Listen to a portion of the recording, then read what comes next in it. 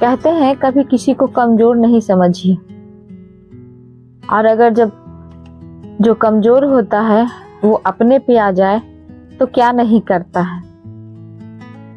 इसलिए हमेशा कमजोर इंसान भी एक मजबूती की तरह अगर अपने पे चाह ले तो बहुत कुछ करने को तैयार होता है।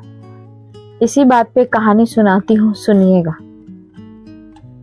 किसी राज्य में एक राजा रहता था। उसने शिकार पे गया था, और जब शिकार से वापस आया तो उसने देखा कि पूरे घर अस्त व्यस्त, आंगन पूरा अस्त व्यस्त होल था। उस राजा का नाम राघव दास था। तो उसने आया तो उसने देखा कि उसके पूरे घर अस्त व्यस्त होल था। तो उसने कहा कि बुलाया अपने परिवार को, अपनी भाभी को बुलाया, और उसने कहा कि ये क्या है, ये घर है कि एक धर्मशाला है जो आप इस घर में ऐसे बच्चे को पूरे तरीके से अस्त व्यस्त किए हुए हैं। तो उनकी भाभी ने उसे ताना मारते हुए कहा कि राघव, आज तो मुझे इतने ताव से जो कह रहे हो, अगर तुम में इतनी ही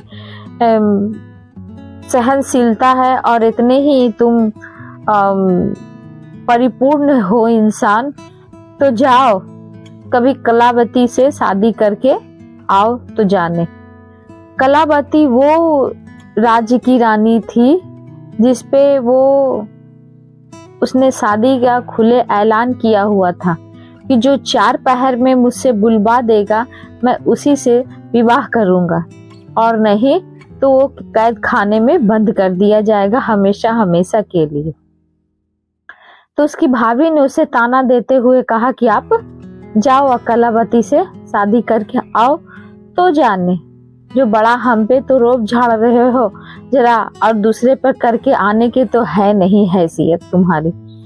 इस बात पे वो राजा जो था वो बहुत उदास हुआ, लेकिन वो कुछ जादू टोना भी वो जानता था, जादू मंत्र भी जानता था, इसलिए कि उसके साथ कुछ अदृश्य दोस्त भी रहते थे।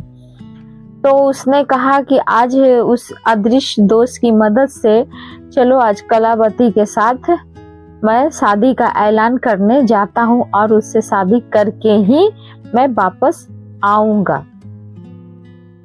तो उसने 4 दोस्त लिए, मतलब जो अदृश्य है वो दिखता नहीं है। अब वो 4 दोस्त को लेके जाता है और चारों 4 जगह अपने अपने जगह पे स्थान पे बैठ जाता है। और बैठने के बाद यहाँ पे जो नीचे नगाड़ा बड़ा सा रखा रहता है, जिसको भी शादी का प्रस्ताव लेके जाना होता है तो वो उस नगाड़े पर नगाड़ा बजाता है, और वो तो उसे रानी की पास आराम से ले जाया जाता है। उसने उस नगाड़े को बजाया और लेके गया, तो बोला ठीक है, उसे आदर पूर्वक हमारे अतिथि महल में भेजिए और मैं उनसे बातें करती हूँ, देखते हैं कि वो कितना पानी में है। तो इसी बात पे वो रानी कलावती आई और बैठी। राघव भी बैठा आके। उसने कहा कि तो रानी कुछ सुनाइए। रानी ने कुछ नहीं कहा। तो बोला ठीक है, आप नहीं बोलिएगा तो ए पलंग तुम ही कुछ बोलो। तो पलंग पे तो उसका अदृश्य दोस्त बैठा हुआ था, जो अदृश्य था। तो उस पलंग से आवाज आई कि मैं क्या बोलूं, मेरे पर तो मुझे बोलने की कुछ आदत ही नहीं है, मेरे पर तो धूल जमे रहते हैं। अगर आप ही कुछ कहानी अगर सुनाए तो मैं उस पे हुंकारी भर दूंगा। बोला ठीक है, इसी बात पे मैं सुनाता हूँ, सुनो। उसने पहली पहर की एक कहानी शुरू की। पहली पहर की कहानी इस तरह की थी कि एक साहूकार था और एक गरीब दोस्त था। वो दोनों अपने बचपन के साथ खेलता कूदता था।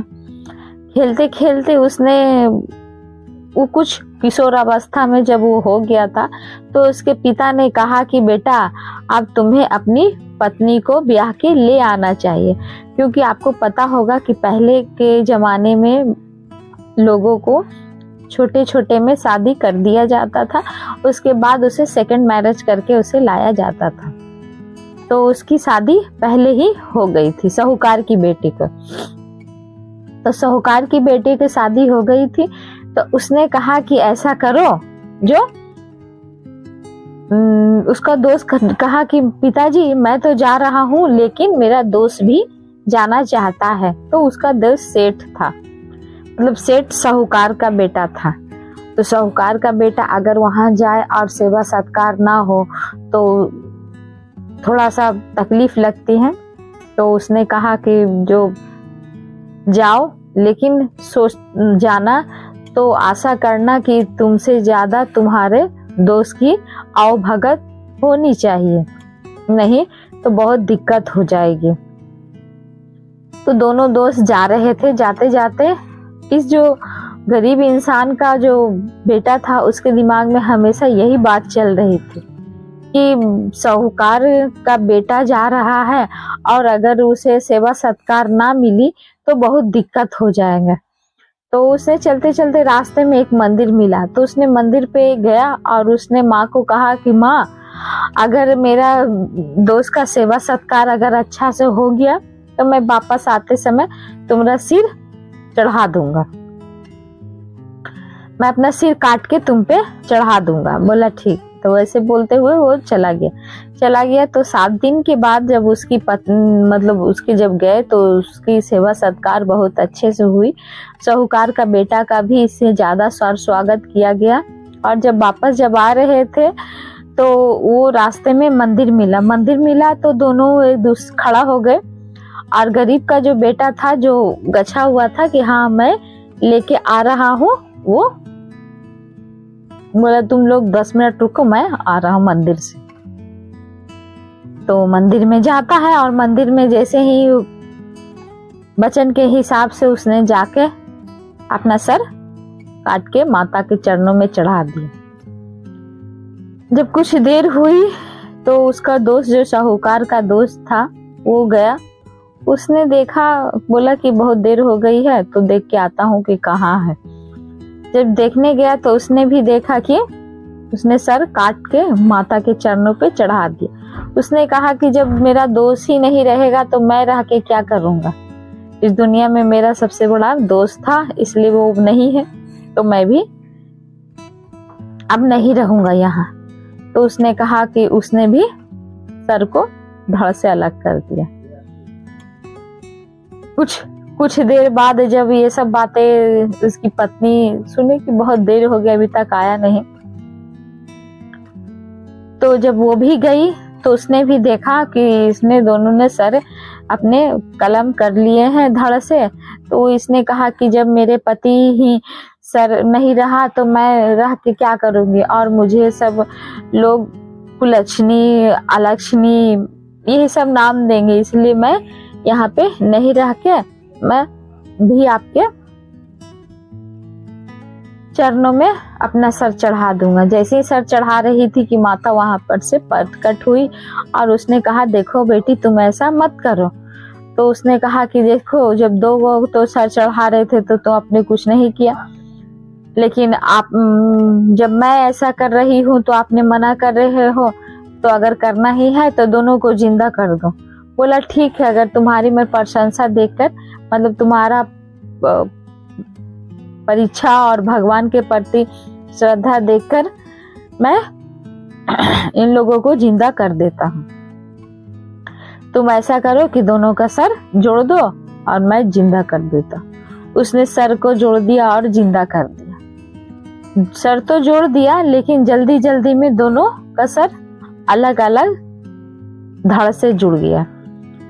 तो पलंग से जब राघव जो था उसने कहा कि अच्छा ये बताओ पलंग, इसमें सचमुच में पत्नी किसकी हुई,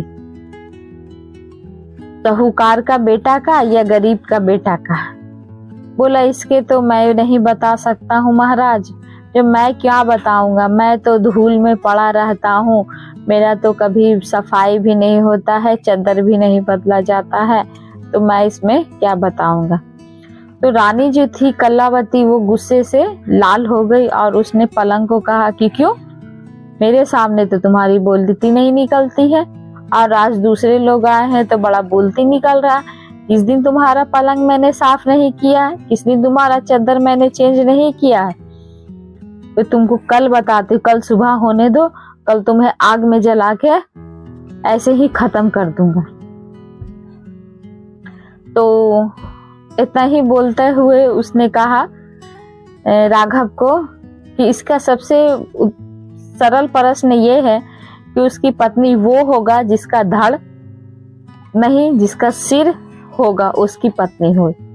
तो बात यहाँ पे खत्म हो गई और पहले पहर की पहले नगाड़े से खुशी से होते हुए राघव ने कहा कि नगाड़ा बजाओ, जो रानी ने पहले पहर का ब्रह्म मुहूर्त पहले मुहूर्त में रानी ने बोला है।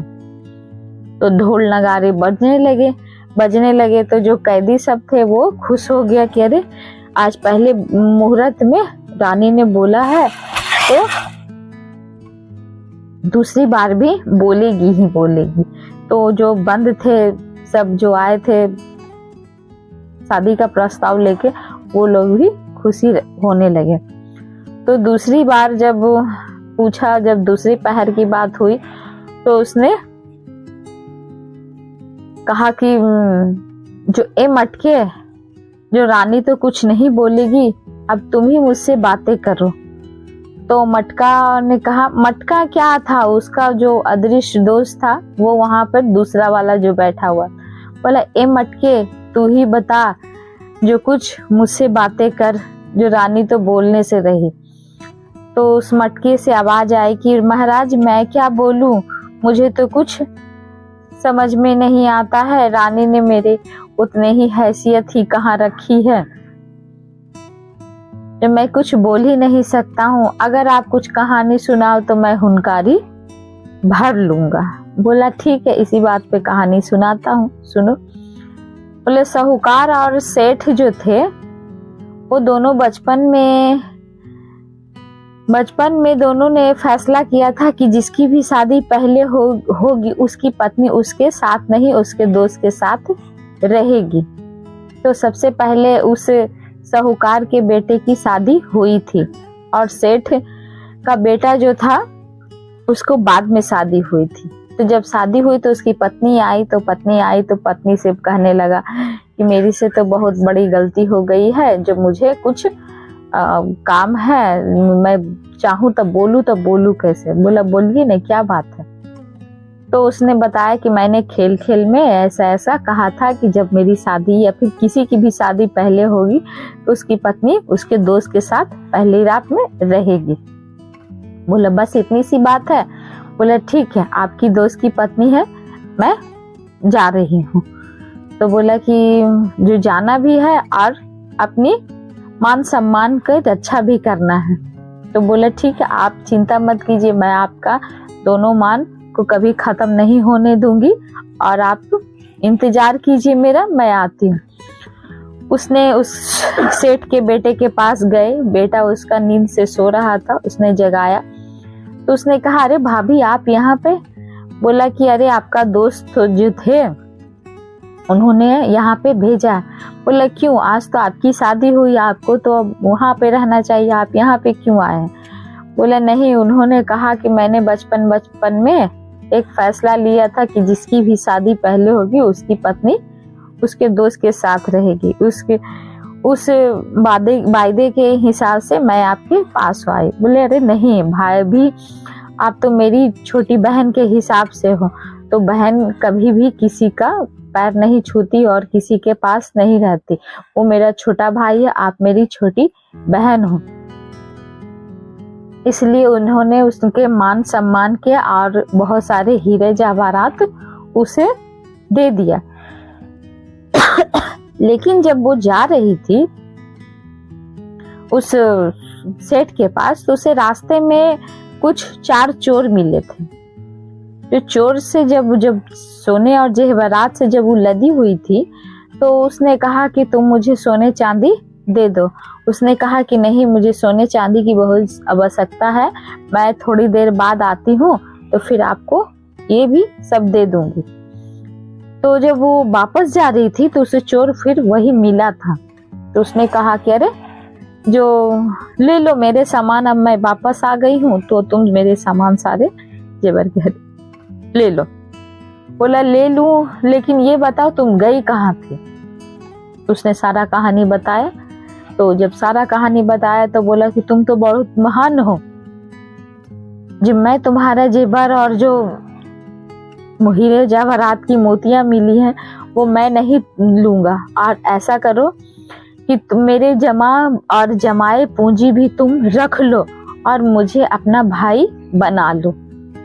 उसके बाद वो जो राजकुमारी थी वो उस साहूकार के बेटे के पास चले गए। उसने अपना अपना बताया।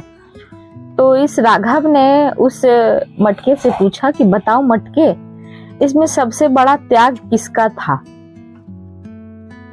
तो मटके ने कहा कि सबसे बड़ा त्याग किसका होगा, जो मैं कैसे बताऊं, मेरे तो पानी भी नहीं बदले जाते हैं, मेरे पे धूल जमा रहती है, और मैं बताऊं तो फिर क्या बताऊं, कुछ आप ही बताओ।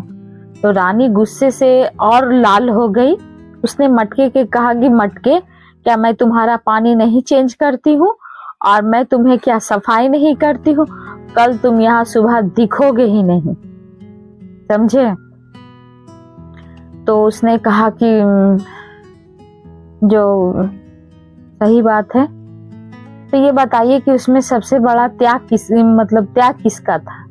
बोला उसमें सबसे बड़ा त्याग उस चोर का था, जो अपना तो धन भी, उसका तो धन लिया भी नहीं और उसके बदली में उसको अपना भी जमा पूंजी उसे दे दिया, इसलिए सबसे बड़ा त्याग उस चारों चोर के थे।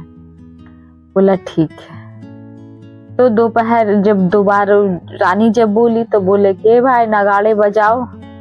रानी ने दूसरी बार अपना मौन तोड़ा है। तो जब नगाड़े बजने लगे तो फिर जो कैदी थे वो और भी खुश हो गए कि अरे अब तो मुझे आजादी मिल ही जाएगी, कि रानी कलावती को कोई तगड़ा आदमी मिल गया है जो कि जवाब देने वाला मिल गया है। बोला ठीक है। उसके बाद खिड़की थी। बोले एक खिड़की, जो यहाँ पर तो रानी मुझसे बोलने से तीसरे पहर जब हुए तो राघव ने उस खिड़की से पूछा कि खिड़की जो बताओ, रानी तो मुझसे बोलने से रही, तो ऐसा करो कि तुम ही मुझसे बात करो, मुझे ही कुछ कहानी सुनाओ। तो खिड़की ने कहा कि मैं क्या सुनाऊंगी महाराज, जो अगर आप ही कुछ बोल सकते हैं तो बोलिए, मैं हुनकारी भर लूंगी। बोला ठीक। उसने कहा कि एक गांव में वो जो दोस्त और सेठ जो दोनों थे वो कभी कहीं जा रहे थे, अपनी पत्नी को, दोनों बड़े हो गए थे तो अपनी पत्नी को दोनों लाने जा रहे थे। जाते जाते उसने कहा था कि जो पहले आएगा वो यहाँ पे इंतजार करेगा। तो जो साहूकार था वो भी उसके साथ अपनी पत्नी को लाने गया, और सेठ का लड़का भी था वो भी अपने पत्नी को लाने गया था। तो सेठ का लड़का तो पत्नी को लेके आ गया, लेकिन साहूकार का लड़का जब गया था तो साथ में एक नाई को भी लेके गया था। तो जब वो अपना ससुराल पहुंचा तो नाई से जब एक बुढ़िया ने देखा तो बोला देखो साहूकार का अपना दामाद तो दामाद ही है, लेकिन इस नाई का भी सेवा सत्कार उससे ज्यादा करना, ताकि हमारी बेटी जब वहां जाए तो ये सब जगह हम प्रशंसा करे कि हाँ इसके ससुराल में गया था तो इसकी सेवा हुई थी, मेरी सेवा हुई थी। तो जैसा कि वो बूढ़ी दादी ने कहा वैसे ही घर वाले ने सारा चीज उसको सेवा सत्कार किया। अब सेवा सत्कार जब किया तो ये जो ये था जो साहूकार का बेटा था उसे गुस्सा आ गया कि बताओ दामाद हम हैं लेकिन सेवा इस नाई की हो रही है। उसने 2 दिन में ही जाने की बेचैनी उसको घुस गई कि नहीं अब हमको जाना है। उसने अपनी पत्नी को लेके चला। चलते चलते रास्ते में वो नाई भी पूरा बड़ाई कर रहा था, मतलब जले पे जैसे नमक छिड़कने का काम कर रहा था वैसे साहूकार के बेटे को वो कर रहा था। तो उसने कहा कि तुम यहाँ पर उतर जाओ, और मैं तुम्हें कभी अपने घर नहीं ले जाऊंगी। उसने साहूकार का जो बेटा था वो अपनी पत्नी को वहां पे छोड़ दिया और आगे बढ़ गया। नाई भी था, वहां से चला गया। अब इसकी पत्नी थी तो बोले कि मुझे जो आप छोड़ के जा रहे हो तो मैं कहाँ जाऊंगी। तो उसने कहा कि अब तुम कहीं भी जाओ, मुझे उससे फर्क नहीं पड़ता है। तो उसने सोचा कि क्यों नहीं अपने घर वापस चले जाए। तो जब घर वापस जा रही थी तो उस रास्ते में घर का वो रास्ता भटक गई। अब उसे घर का रास्ता नहीं मिला। वो चलते चलते एक मालिन के यहाँ पहुंची। उसने जेवर गहने पहनी हुई थी, कुछ उसके जेवर गहने दे दिए और कहा कि मुझे कुछ दिन के लिए यहाँ शरण में रख लो। बोला ठीक। माली जो थी राजा के घर महल में जाती थी, वहां फूलों का सजाने का काम करती थी, बहुत तरीके की मालाएं बनाती थी। तो ये जो साहूकार की पत्नी थी ये भी मालाएं बना के देती थी। तो एक दिन राजा ने पूछा कि माली तुम इतने सुंदर माला कैसे बना लेती हो। तो बोला कि क्या बताऊं महाराज, जो मेरे घर में एक लड़की रहती है वही बना के देती है, जिसे मैं आपको पेश करती हूँ। बोला ठीक है, तुम उसको लेकर आओ। बोला ठीक है, लेके आई। वो जब लेके जाने लगी तो बोली मैं क्यों जाऊंगा राजा के महल में, मेरी क्या काम। राजा तो सिर्फ मालाएं से काम करते हैं, मालाएं दे देते हैं, तो मुझे क्यों। लेकिन बुढ़िया ने फिर भी कहा नहीं, चलो तुम्हें राजा ने याद किया है। तो वो गई तो राजा जब उसे देखा तो उसे बहुत अच्छा लगा। तो उसने कहा कि ऐसा करो कि तुम मेरी रानी बन जा। उसने कहा कि देखिए महाराज, जब मैं आपके महल आपके राज्य में रहती हूँ तो राजा तो राज्य की सेवा करता है। हर राजा एक स्त्री के लिए उसका पिता के समान होता है। जो आप मुझसे विवाह करेंगे तो लोग क्या कहेंगे। बोला देखो, महल वाले जो मेरे राज्य के होते हैं उसके लिए मैं उनका पिता हूँ, लेकिन तुम मेरे राज्य के नहीं हो, इसलिए मैं तुमसे विवाह तो कर ही सकती हूँ। बोला देखिए, मैं एक किसी की पत्नी हूँ जो छोड़ी हुई हूँ, तो आप ऐसा कीजिए कि 3 महीना मुझे समय दीजिए। अगर 3 महीने में अगर कोई नहीं आएगा तो मैं आपकी रानी बन जाऊंगी। बोला ठीक है। उसके बाद राजा ने क्या किया, एक महल में उसको किनारे वाला महल में उसको बंद करा दिया और नजर बंद कर दी कि कोई उसे मिलने नहीं आए। तो नहीं में आए तो उस खिड़की पे वो देखते रहती थी। वो इंतजार करती थी कि शायद मेरे घर वाले या मेरे पति कोई आए तो मुझे लेके चले, लेकिन कोई नहीं आया। तो वो उदास हो गई। ऐसे ही करते करते 2 महीने बीत गए। जब 2 महीने बीत गए तो साहूकार का बेटा जब पहुंचा सेठ के बेटे के पास तो उसने कहा कि अरे तुम यहाँ पे हो, तो भाभी कहाँ।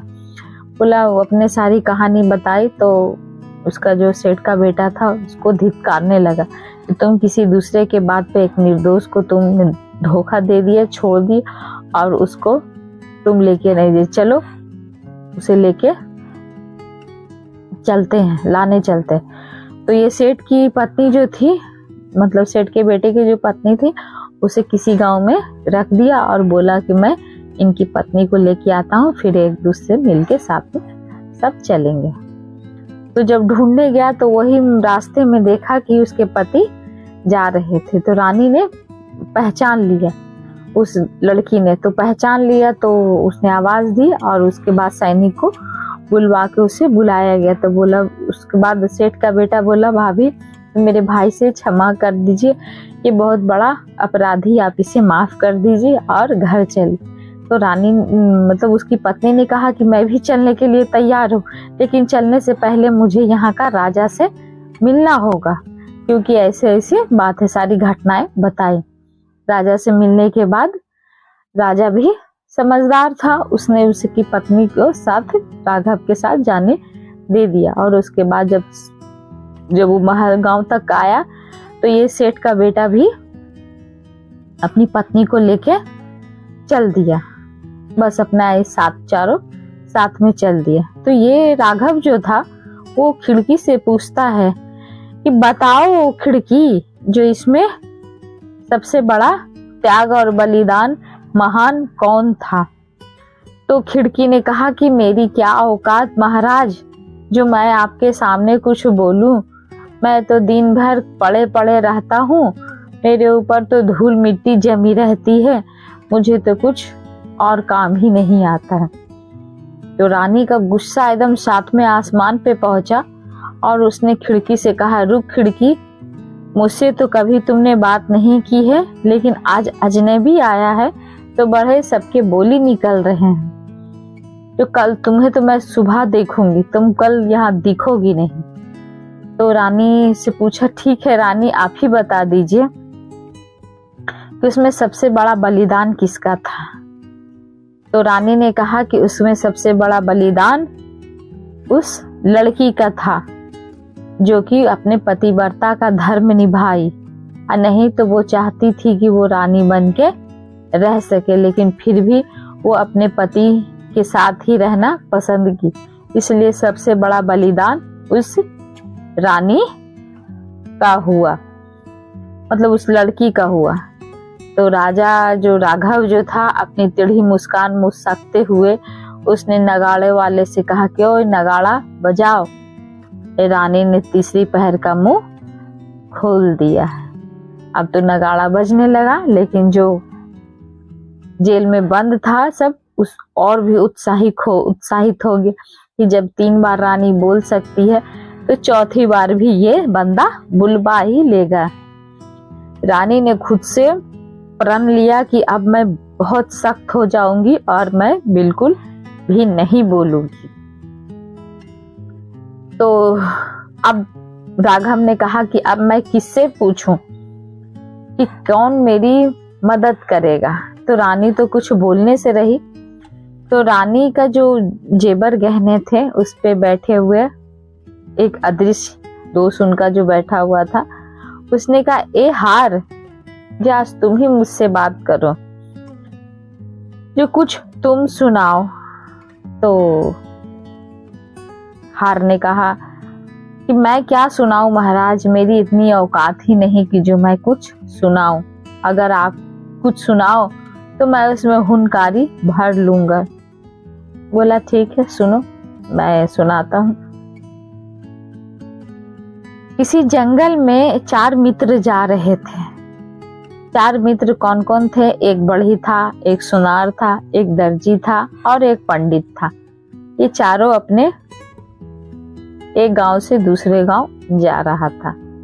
तो जाते जाते रास्ते में घना जंगल भी पड़ा और बहुत रात भी हो गई। तो उसने कहा कि पारी पारी करके सब पहरा देंगे तो 4 पहर हो जाएगी। तो कहा ठीक है। तो उसने गया, पहला था बढ़ी का लड़का।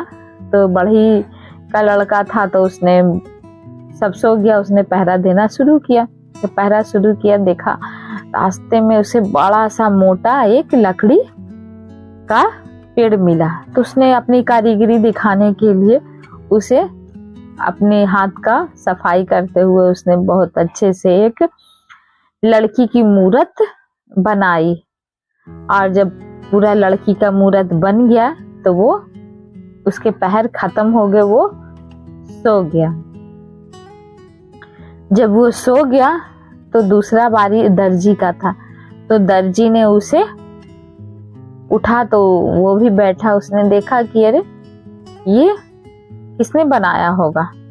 तो वो समझ गया कि ये जरूर बढ़ी का लड़का ही बनाया है। तो दर्जी का लड़का कहा कि जब ये बना सकता है तो हम इससे कम है क्या, हम भी बना के दिखाएंगे। उसने क्या किया, सुई और धागे निकाली और उसके कपड़े सिलने लगा। वो उन्होंने सिल दिया, सिल के उसको कपड़े पहनाए और चूड़ी भी पहनाई। उसके बाद उसे करते करते उसके 2 पहर बीत गए। उसके बाद वो सो गया और उसके बाद तीसरी पहर जब उठा तो उसने सुनार का लड़का उठा। तो वो भी देख के, अंधेरा में देख के अचंभा हो गया कि उसे लगा कि कोई लड़की खड़ी है। लेकिन जब वो पास जाके देखा तो देखा कि एक मूरत है। तो वो समझ गया कि ये दोनों की कारिस्तानी है, बढ़ी के और दर्जी के।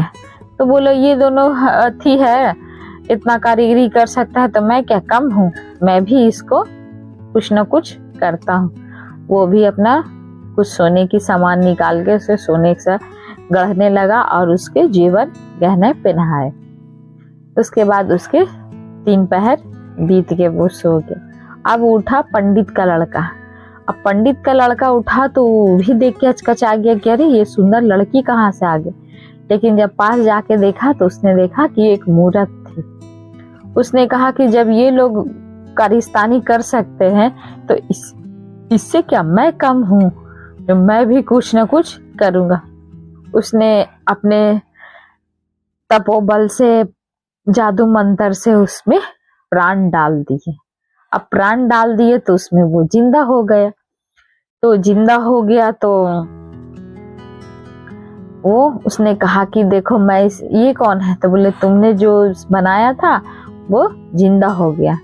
तो बढ़ी का लड़का बोला कि मैंने इसे बनाया है, मैं इसे विवाह करूंगा। तो दर्जी ने कहा कि नहीं, इसे मैं विवाह करूंगा, इस पे मेरा हक है क्योंकि मैंने इस पे कपड़े चढ़ाए हैं। उसके बाद सब अपना अपना कहने लगा। तो राघव जो था वो हार से पूछा कि बताओ हार, इसमें सबसे बड़ा काम कौन किया और किसकी शादी होनी चाहिए। तो हार ने कहा कि मैं क्या बताऊं महाराज, मुझको तो रानी कभी पहनती है, कभी फेंक देती है, कभी पहनती है, कभी फेंक देती है, मेरी क्या औकात है। जो ऐसा करिए ना कि आप ही बता दीजिए। तो रानी ने कहा, तो राघव ने कहा कि ठीक है मैं ही बता देता हूँ। लेकिन रानी तो सोची हुई थी कि मैं कुछ बोलूंगा ही नहीं। तो राघव ने कहा कि ठीक है मैं ही बताता हूँ। तो बोले हाँ बताइए। बोला कि सबसे बड़ा हक उस पंडित का था जो उस पे प्राण डाला। तो सब पलंग, खिड़की, मटका, गहना सब वाह वाह वाह वाह वाह वाह करने लगा। उसी पे रानी ने गुस्से में आके कहा कि वाह कैसे न्याय प्रिय राजा हो, और गलत पे भी सब वाहवाही दे रहे हैं। जो गलत करने वाला भी वाह वाह और गलत सुनने वाला भी वाह वाह। जो न्याय ऐसे नहीं होता ही, न्याय गलत था। तो राघव ने कहा तो रानी आप ही बता दीजिए कि इसमें उसका पति कौन बन सकता है।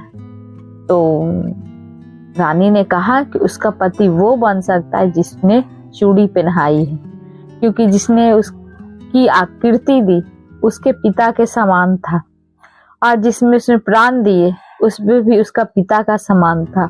और सोनार तो सिर्फ उसकी सजावट के लिए सजाया, लेकिन मेन उसका पति जिसको कपड़ा दिया और चूड़ी पहनाया, इसलिए वो उसका सच में पति होगा। तो राघव ने टेढ़ी मुस्कान से मुस्कुराते हुए कहा कि जो नगाड़े वाले नगाड़ा बजाओ।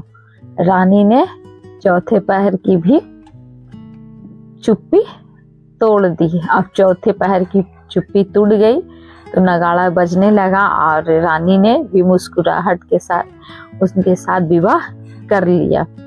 जब विवाह करके अपने घर आए तो उनकी भाभी ने कहा कि वाह देवर जी, मैं तो समझी थी कि आप निकम्मे और नाकारे हैं, लेकिन आप तो बहुत ही समझदार इंसान हैं। तो कहानी तो यहाँ पे खत्म हो जाती है, लेकिन यही बात यहाँ पे सिखलाती है कि कभी भी किसी को कमजोर समय पे ताना ना मारे और किसी को हल्के में ना ले। कब किस समय वो आप पे भारी पड़ जाएगा इसका समझना बहुत मुश्किल होता है। इसलिए हमेशा सोचकर समझकर इंसान की तकलीफ या फिर उसके हैसियत से हिसाब से उससे बातें करें, ना कि अपने गुस्से को काबू से हटाते हुए किसी को कुछ भी बोल दे। तो अगर ये कहानी अगर आपको अच्छी लगी हो तो प्लीज लाइक कमेंट जरूर कीजिएगा। धन्यवाद।